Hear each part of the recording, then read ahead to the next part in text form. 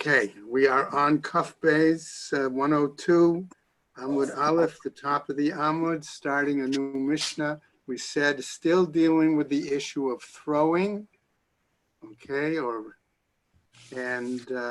with this we're going to finish the Perek, okay. Matnitin, our Mishnah says, Hazorek, one who throws an object, V'nizkar me'achar sheyetzta miyado, but he threw it on Shabbos and only remembered that it was Shabbos, or that he was forbidden to throw Dalet Amos from one Rishus to another on Shabbos after it left his hand. Kalta acher, if someone else, let's say, catches it, or right, Kalta kelev, or a dog catches it, O shenisrafa, or whatever it was, wound up getting burnt, right? Patur, the person is exempt, okay? Second aspect, Zarak la'asot chavura. He took, let's say, a stone and threw it in order to cause a wound. Bein ba'adam, whether it was towards a person, ubein b'behema, or whether it was in regards to an animal, okay? V'nizkar ad shalom ne'aseit chavura, and then he realized that when he threw that rock at that, I don't know, bear or whatever it was Shabbos, patur. Again, he's considered exempt. Zeh haklal. This is the general principle, says the Mishnah. Kol chai vechataos. Okay, anyone who would be subject or guilty and found doing it therefore as a shogeg and have to bring a chatas, einan chayavin ad shetehei tchilatan v'sofan shgaga. Okay, it is not considered a complete shogeg act, I'll put it that way, until both the initial and the final aspects of the act were both committed as part of shogeg, okay, unwittingly. Tchilatan shgaga, if initially it was done unwittingly. Excuse me. V'sofan zadon, and at the end it was done wittingly, knowingly. Or tchilatan zadon, or initially it was done on purpose, v'sofan shgaga, and ultimately the end result was unwittingly. Paturin, they are exempt. Ad shetehei tchilatan v'sofan shgaga, until both the initial act and the final act is done unwittingly. Okay?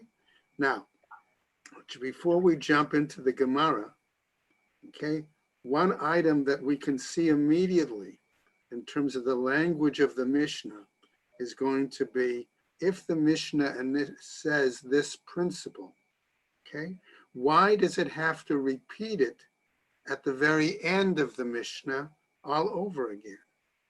Okay, right? So the Gemara may have to address that particular, let's call it literary or stylistic aspect of the Mishnah as well, aside from the content of the Mishnah. Gemara, let's raise this now, continue with our Gemara.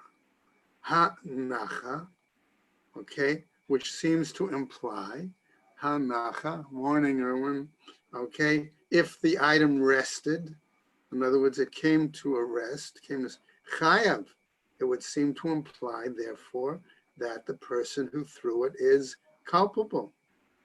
V'halon is kar, because after all, we can say, didn't he nevertheless, right, remember, okay? Isn't that the case, right? Utnan, and therefore we're also taught, okay, kol chai vechataot einam chayavin ad shetehei tchilatan v'sofan shgaga. But our Mishnah teaches that one is not culpable for bringing a tchatas unless they are going to be found responsible, culpable, with regards to both the beginning and the end of the act done unwittingly. Amar Rav Kahana, says Rav Kahana, Seifa, the end of our Mishnah, okay, at the end, lilachta umatna, okay, there he says, I'm going to say that the end part of our Mishnah actually is dealing with what I'm going to call a unique situation, where he had, one translation is a bolt with a cord, okay? Another I'm going to say is, it's like let's call it like a javelin that's attached to a cord, okay? So he can always, since it's attached to the cord and the cord is around his hand, he can always pull on the cord and pull the javelin or the bolt or the spear, whatever it is, pull it back to himself, okay? So the Gemara says, Lechta umatana ogado biyado, okay? But if you're defining the end of our Mishnah, referring to a javelin, a bolt or something with a cord attached to it, and it's wrapped around his hand, okay? Okay, but if it's tied to his hand, right? Kagon shenitkahu, right? Ogado biadohu. If it's still then, he can, like I said, always be able to pull it back. Okay? Kagon shenitkavein la'asod chavura. Now we're talking here at the end of the Mishnah, not about so much the simple throwing, but the implication of wounding. His intent was to make the wound. Ha nami tanina. Okay, here too. Okay, our Braita teaches hazorek la'asot chavura, one who threw an object in order to wound, bein ba'adam, bein ba'behema, whether it was towards a person or towards an animal, v'nizkar ad shalom ne'aseit chavura, and then he realizes that it's Shabbat and he shouldn't have done it, and therefore, so long as he realizes before the wound occurs, implying that therefore he could pull the javelin, the bolt, the spear, whatever, back, patur, he's exempt. Amar Rava, but Rava says, no, this implies that it's not an issue of throwing, it's an issue of b'ma'avir, an issue of passing. And that's why the person would be culpable, okay? So the Gemara says, wait a second, v'hazeh haklal t'katani. But here, okay, our Mishnah specifically spelled out, it says that this is the general principle, was that it's teaching. Azrika katani. And then it goes on to tell us that it's focused on the topic of throwing. That's what it's talking about. Ela amar Rava tarte katani. Rava says it deals more with carrying and not with throwing, since the person holds on to it still by use of the rope. Okay? And so therefore, it's coming to teach us two items. Number one, hazorek, if somebody throws something, v'nizkar me'achar sheyatzta miyado, and he recognizes it after it goes out of his hand, inami lo nizkar, and also if he didn't remember, okay?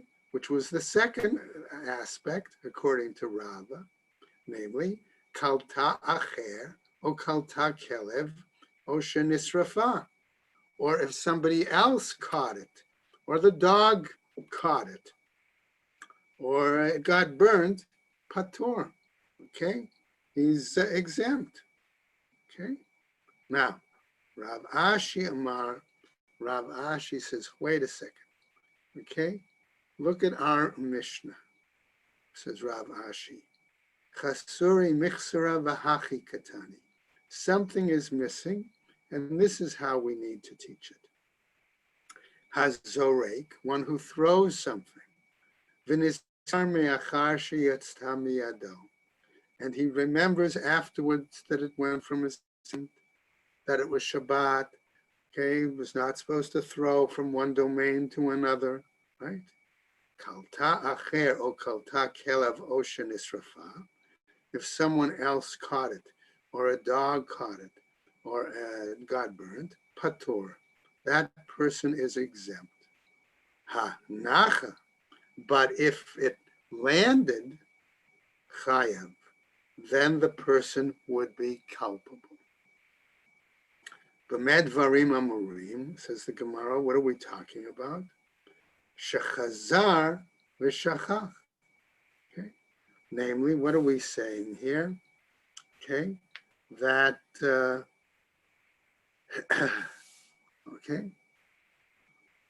okay, that he may have forgotten a second time that it was Shabbat, okay, in that case, right? And that was before it actually rested that he forgot, right? Okay, that he had remembered and then forgot again.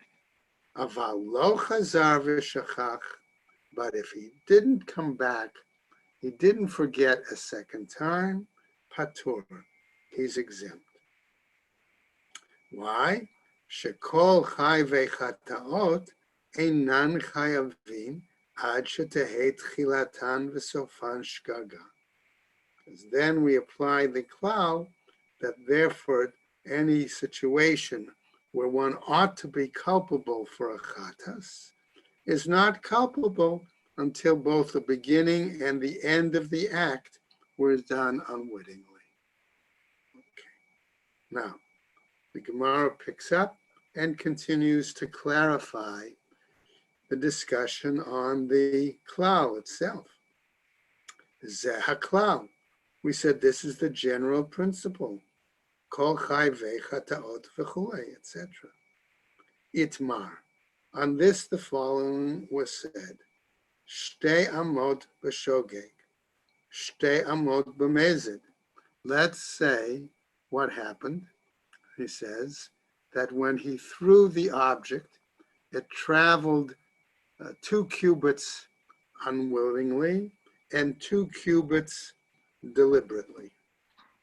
Shtei amot b'shogeg, and then, okay, another 2 cubits unwittingly. Okay, so it went 6 cubits total, but his mindset was, oh, I threw it.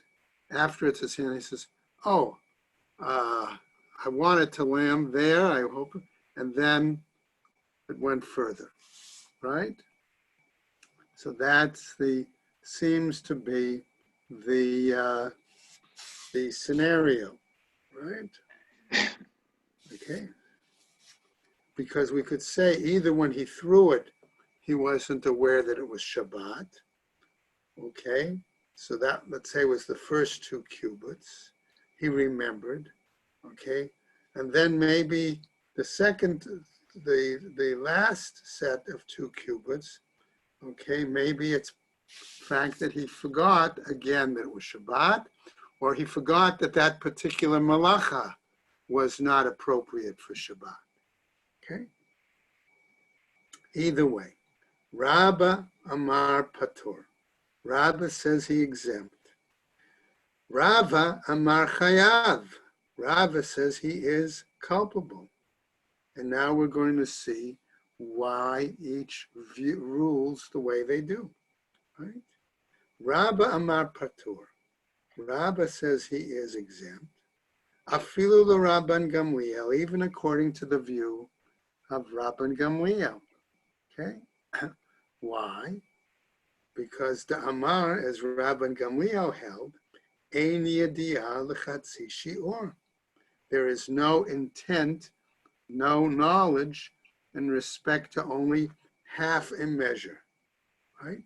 In other words, it has to have gone 4 cubits for him to be chayav. So you can't have only his awareness, let's say in that second set of 2 cubits, that isn't sufficient. Okay? So therefore, he would be exempt. Hatam, there, says the Gemara, hu dechi kagamar shi'ora. Okay? B'shogeg kagamar. Here what happens, he says, in that case, that when he finished the measurement ended in a status of his doing it unwittingly. Aval hach, but here, says the Gemara, the b'mezid, no, okay, but since it eventually finished the second 2 cubits where there was intent, it was willingly, we would say no. So therefore, that's the argument that only the 2 cubits in the mezid, okay, was not sufficient to make him chayav. Ubamai, okay, and on what basis is this? Okay, I bezorek, if it was in throwing, shogeghu, it was done unwittingly. Ela b'ma'avir.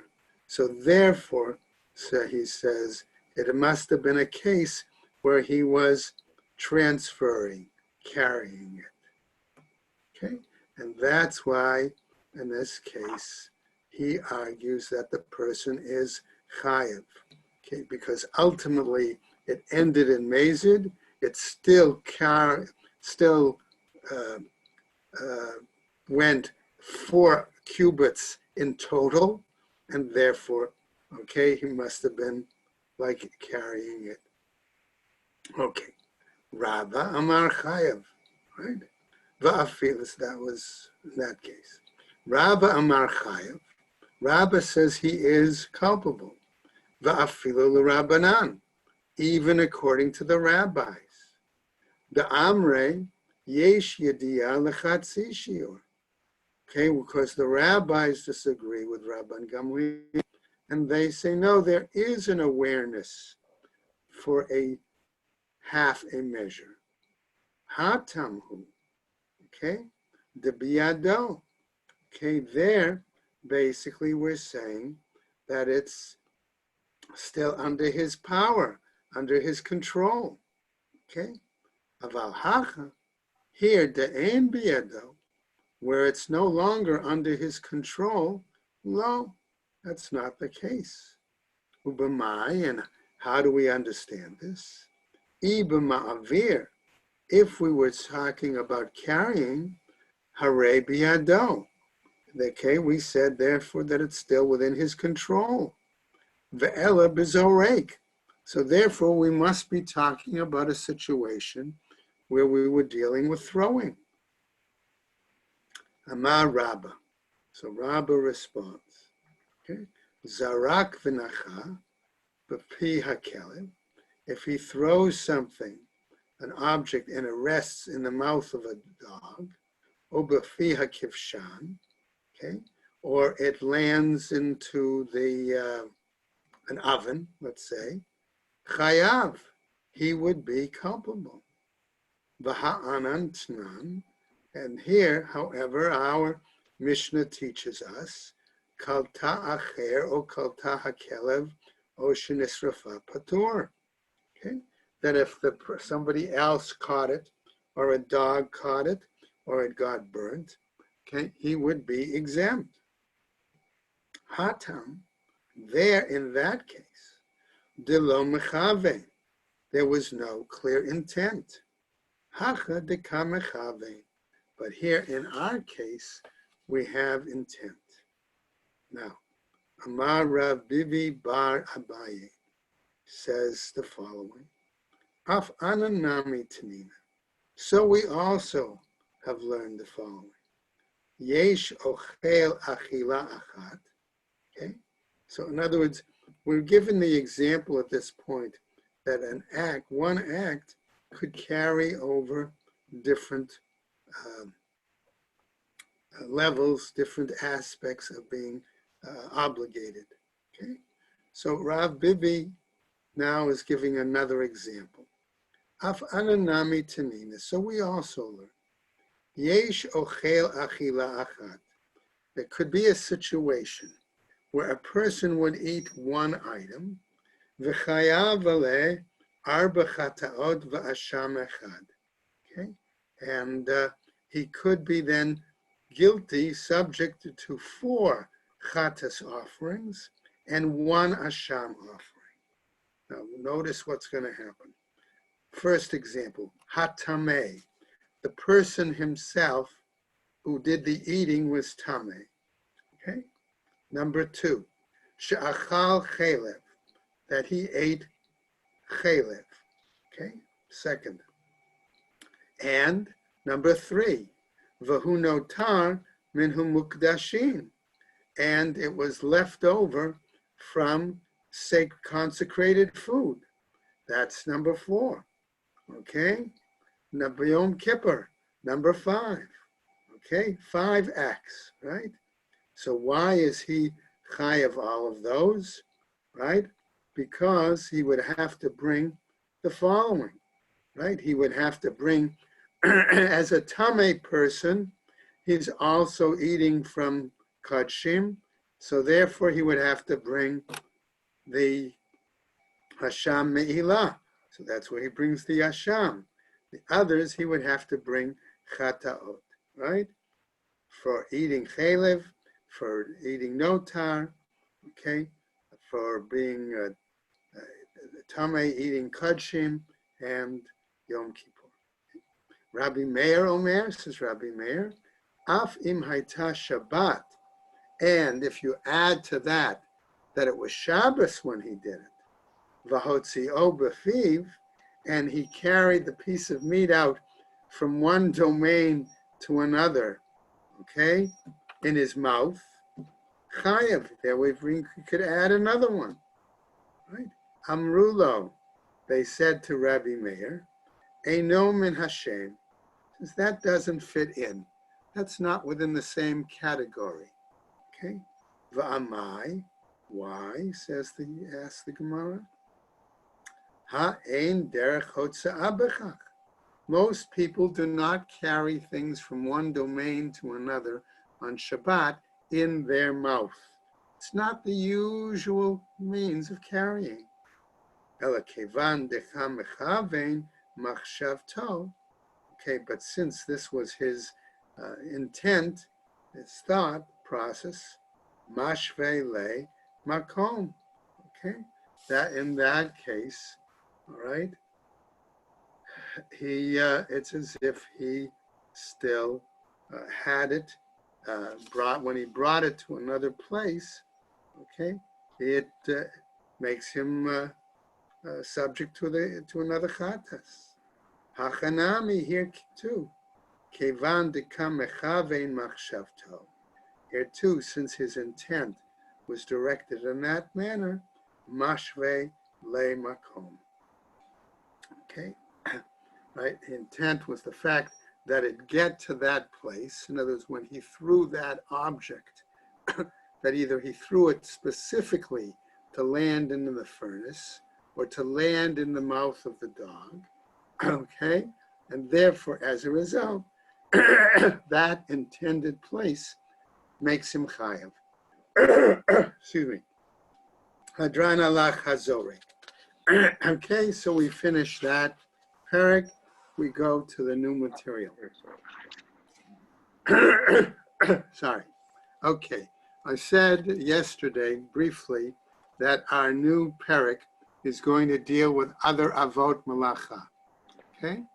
Okay, one is in terms of building, and another is going to be in terms of ultimately writing. Okay? So our initial subject today is activities that might fall under the category of building. Okay? So we start off the new Mishnah, right? And it's Haboneh, okay? One who builds. Kama yivneh v'yehei chayav. How much must he build to be culpable? So the Mishnah continues. Haboneh kolshahu. If he builds any amount, okay, even the smallest amount. V'ha-misetet, okay, one who chisels, okay. V'ha-makeh b'patish, and one who strikes with a hammer. In other words, finishes work for building. U'b'masad, okay, or also he strikes with called an adze, A-D-Z-E. It's a kind of like axe. Okay. Hakodeach, okay, and one who drills, he bores a hole. Kol shahu, of any amount, chayav, would be considered culpable. Zeh haklal, this is the general principle. Kol ha'oseh malacha, whoever does some kind of work, right? Umalachto mitkayemet b'Shabbat, and his work, okay, endures through the Sabbath, okay, chayav, he would be held culpable. V'chein Rabbi Shimon ben Gamliel omer, and likewise Shimon ben Gamliel says, okay, omer, af hamaket b'kornis, okay, al hasadan, one who also, I'll say, hammers with a sledgehammer on an anvil. Okay? B'sha'at melacha, at the time of his work. Okay? Chayav would be guilty. Okay? Mipnei shahu kemitaken melacha. Why? Because it's if he's improving his work, if he were to do that on Shabbat. Okay, going on now. Right. Kol shahu, says the Gemara. Any amount? Lamai chazia. What is it suitable for? Amar Rabbi Yirmiyah. Shekain ani chofer guma lahatzniya ba prutotam. As an example, says Rabbi Yirmiyah, that there's a poor person who might dig a small hole inside his house in order to hide his coins. The kafta gabe mishkan, because we can say that there's a comparison, a parallel to work that was done in the Mishkan. Shekain tofrei yiriot, because those who were sewing the curtains, chofrim goma lahatzniya ba machatehen, they would dig a hole in order to hide their needles. Abai Amar, says Abai, kevan de mishtache, lo avde hachi, since they might be concerned that the needles would rust, they wouldn't do such a thing. So Abai continues, Ela shekain ani ose pitputei kira ktana. Rather, says Abai, that a poor person might attach or make clay feet to put on a small pot, okay? L'safot aleha k'dera ktana, in order to put them, as I said, attach them to a small pot, okay? The kafta gabe mishkan, because here again we can compare it to acts of the Mishkan, the bashlei simanim, where they would cook certain amount of small herbs in order to produce dye. Litzboa yiriot shechasera malachtan, in order to produce a small amount of dye where something might be missing on the curtains. Okay. Osim pitpute kira ktana. They would make small feet to these small ovens. L'safot aleh yora katana, in order to hold up, okay, these small containers, if you will, okay, for the making of the dye. Now, Rav Acha Bar Yaakov Amar says, Ein aniyut b'makom ashirut. His response is, no, you can't give an example of comparing poor people activities to what went on with the Mishkan, because in the Mishkan we don't deal with poverty, we're dealing with wealth, we're dealing with I wouldn't say extravagance, but generosity, right? Elisha came, okay, so he says what happens, right? Balabayit, sheyesh lo nekev bevirato. Let's assume, however, that you have an example of a householder that discovers a small hole in a beam in his dwelling, right? V'sotmo, and he closes it up, right? The kavte gabe mishkan, because this can be compared in regards to the Mishkan. Shekain kerish nefla bo darna, okay? That in a situation where in the Mishkan, if there was a certain beam that may have come loose or fallen because there were worms in it, matif letocha ever v'sotmo, that he pours into it lead and therefore closes up the holes and makes the beam whole again. Okay, new explanation. Amar Shmuel.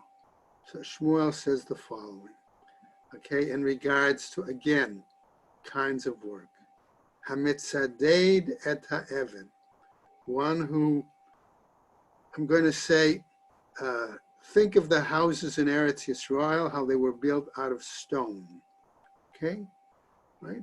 So that's why the question of chiseling a stone or cutting a stone with the adze, with this hatchet, this utensil. So one in this case, all right, who is setting a stone in place, et ha'eben, chayav, would be held culpable. Meitive, but they'll challenge him with the following. Echad notein et ha'eben, one places the stone, says a Braita. Ve'echad notein et hatit, and another person puts the mortar onto the stone. Hanotein et hatit chayav, the one who put the mortar on the stone, he's the one who's culpable. Ulatamech, and according to your line of reasoning, ema seifa, I would say look at the end of our text. Rabbi Yossi Omer, says Rabbi Yossi, afilu he'elah v'hiniach al gabe dimus, even one who picked up the stone and placed it on the row, okay, shel avanim of stones, chayav, ought to be culpable.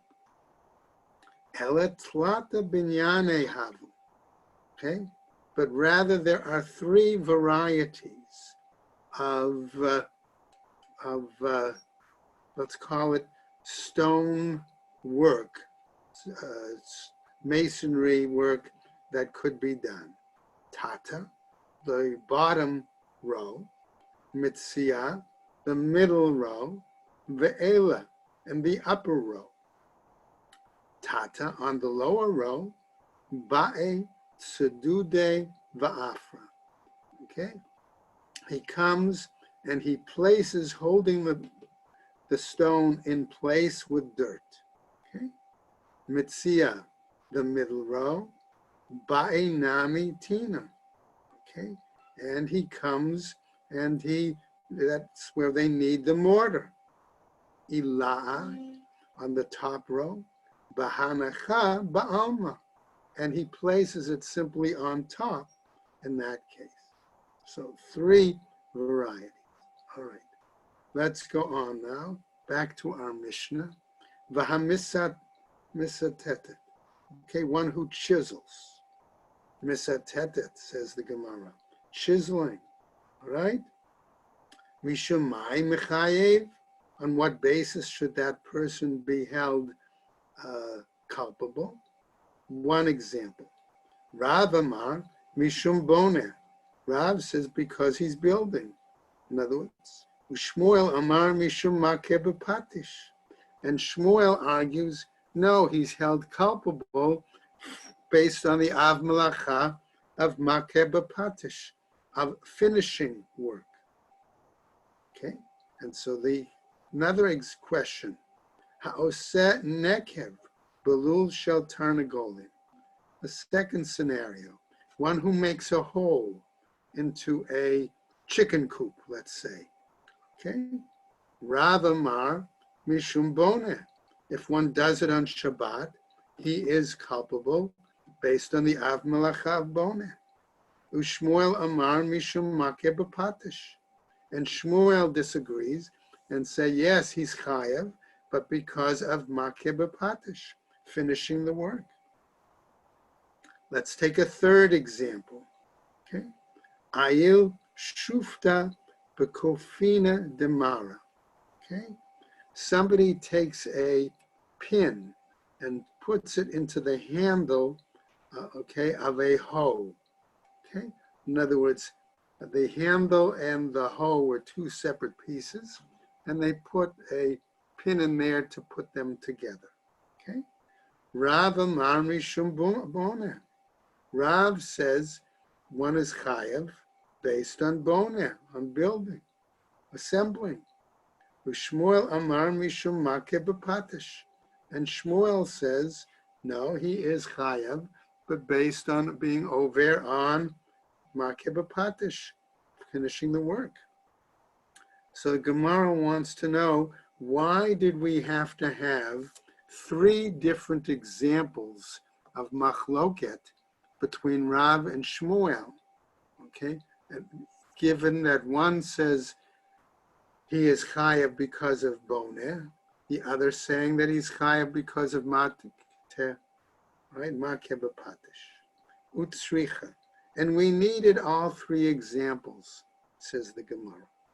The iyashmein and kamaita, if we had only held the first example, okay, right, which we said was chiseling, right? Right? In that case, Bahai ka'amar Rav mishum de derech binyan bechach. There we would say Rav held his view because that's, I'm going to say, a normal method of building. It's a regular construction method. Aval oseh nekev belul shel tarnagolim. But one who's simply drilling a hole into a chicken coop, de'ein derech binyan bechach, that's not the normal method of building, right? Ema modeh Shmuel. Therefore, I might say in that case, he may have acknowledged the view of Shmuel and said that instead he should be chayav because of Makeh B'Patish. Ve'iyash me'in baha. And if we had learned that one, namely the example of the chicken coop, right? Baha ka'amar Rav mishum dedam elabinyan.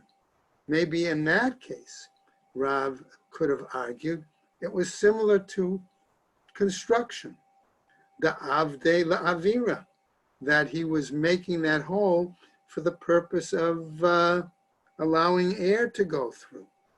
Okay, aval shufta bekufina demara, but simply attaching the pin into the handle of the hole. De'ein derech binyan b'chach, because that's not a normal style of building. Ema modele l'shmuel. I might say there that again he would acknowledge instead the view of Shmuel that make him chayav because of makeh b'patish and not bone. Ve'iyash me'inin baha. And if I had only learned the third example of the pin in the handle, putting the edge of the hoe and the handle together, if I had only learned that example, Baha ka'amar Shmuel. In that case, maybe Shmuel would have said that it's makeh b'patish. It's finishing the work, okay, to make the item usable. Aval bahanach tarte. But in regards to the earlier two, okay, examples, Ema modeh le'Rav. I might say there that he would acknowledge the view of Rav that those were examples of boneh and not makeh b'patish, sricha. And therefore we needed all three examples. Okay, let's continue a little bit. Ba'imine Rav Natan bar Rabbi Yochanan. So Rav Natan bar Oshaya now asked the shaila of Rabbi Yochanan. Okay, misatet, in regards to the person doing chiseling. Mishum mai mechayiv. On what basis do we say he's culpable? Ach ve le biyade mishum makeh b'patish. He sort of signaled him, he showed him with his hands that it was the example of beating, hitting with a hammer. So what happens? Vaha anantnan, but didn't we learn in our Mishnah, it said, hamisatet, one who chisels, vehamakeh b'patish, and one who strikes with a hammer. In other words, implying that there's two separate acts. Ema, I might say, therefore, hamisatet, hamakeh b'patish, that when one chisels, it's a means, an example of actually striking with a hammer, and therefore that is a finishing act. Okay, we'll go over just a tiny bit the top of Kaf Gimel. Tashma, listen to the following Braita. Okay, Hakodeach Kol Shehu. We said one who bores, who makes a hole. Okay, any amount. Bishlema l'Rav. That's understandable according to the view of Rav, right? Mechaze keman dechar churta lebinyana. Why? Because it looks like he's boring a hole for the building. Ela l'Shmuel, lav gemar melachahu. But for Shmuel, that wouldn't necessarily be the completion of any work. Hacha b'mayes kinan. What are we talking about? It says the bezia bar matzah, the parzala, v'shavke begave, the hainu gemar malacha. Okay, what happens according to Shmuel? That when he bored the hole, he was using a piece of iron as a, let's say, drill bit, okay, or as a pick or something like that, and he leaves it inside the hole. As a result, for Shmuel, this seems to be a finishing of the work, completion of the work, and therefore that's why he holds that it's makeh b'patish. And we're going to stop right there, and we'll pick up tomorrow, okay, on top of Kaf Gimel. Okay, everybody, stay well, and we hope learning Thank today you, Rabbi. Have a good day. Everyone be well. helps those who are ill to get well. Amen. Amen. Bye-bye.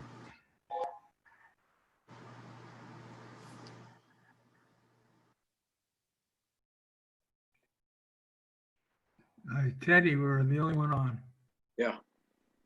Quickly, what do we pay for service per apartment? Any idea? No. They said in the budget, new budget coming up, I think we're gonna lose it, but anyway, put in $34 per apartment, per door, Per day? yeah, not per day, per something or other. $34 per, $34 a apartment. I have a place I think I can look at to see what they were coming in with from other companies. Yeah, no, they said use that as an average until we decide which one we're gonna use. You know, if we change or not change, you know, for the budget purposes. Yeah, there's a big feeling that, you hear me? Yeah, I hear you. Yeah, there's a feeling that to go through the trouble of getting rid of one company and bringing in another company is just not worth it. Because no, if you go around and talk with people, nobody says, "Oh, my company is the best." You know, you go not to the company, but you go to other association.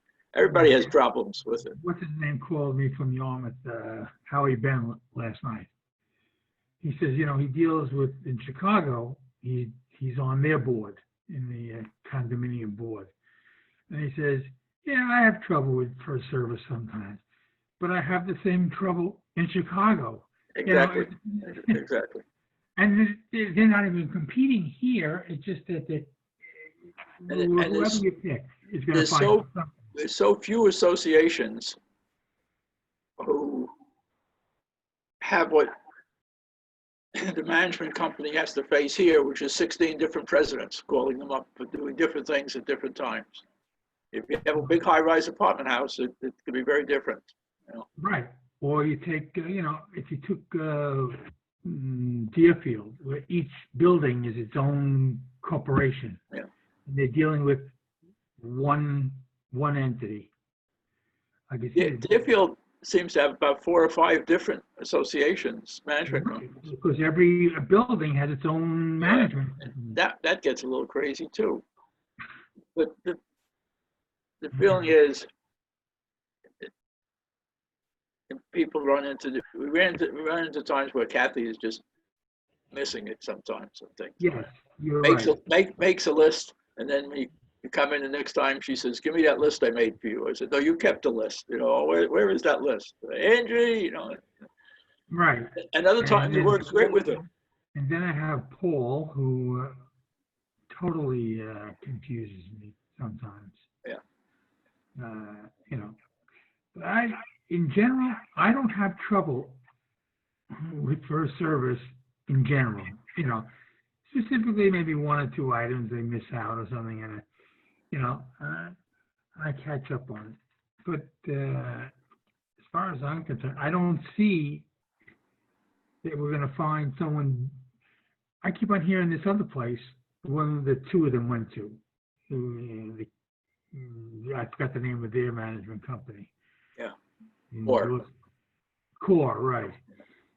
And it appears that they have the same headaches. Yeah, and they didn't really, they came in with too much of a swagger, you know. They could do everything, and the Canadian loves them because they drive around in golf carts, not big trucks. Oh, that's a good reason why. Yeah, that's the answer there. Oh, well, okay. Okay, talk to you more. I'm surprised he didn't knock us off. Yeah, yesterday it died on us, right at the end on it. It wasn't, Time return. pushed us off. Okay, be All well. right. See you later.